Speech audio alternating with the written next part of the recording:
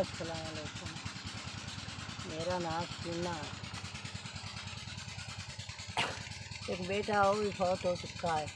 मेरी 4 बेटियां 9 भी फौत हो चुकी है।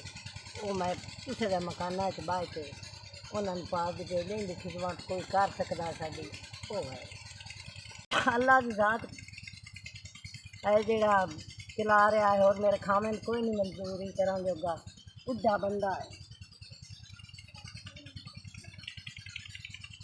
मजदूरी एडी होंदी भी काई नहीं। 4 बेटियां हैं पालनी बड़ियां औखियां होंदियां ते साथ मजदूरी होन नहीं हो सकती। महंगाई बड़ी हो गई है, इतना गुजारा भी नहीं हो सकता। गरीब बंदे हैं ना कोई हो चाहे गुजर तो करना पड़ता है। कोई बच्चा बीमार हो जाए तो वो ला के जा ही नहीं सकता।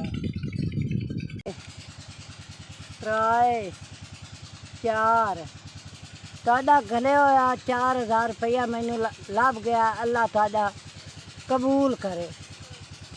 अल्लाह ताला तुहानू किसी दे मुताज न करे तो रब ज़्यादा तो ज़्यादा तेन दे। गरीबां दे खिदमत करना रब तेन इस तू भी बाला दे। रब अल्लाह तुहाडी कारोबार बरकत पा तो घणे तो घना रब दे भी बच्चा। तुहाडे रब पुत्रा दी भी जिंदगी करे। रब तेन घणे तो घना पुत्र दे। अल्लाह तुहाडी सेहत रखे तुहानू किसी दे मुताज न करे। रब तुहानू घणे तो घना रब देवे। तेरे बच्चों की भी जिंदगी होवे। तेरे खानदान दी रब घणे तो घना देवे। साडे गरीबां दी मदद कर दे। रब तुहाडी मदद करे तो रब तुहानू घणे तो घना इदू भी घना देवे।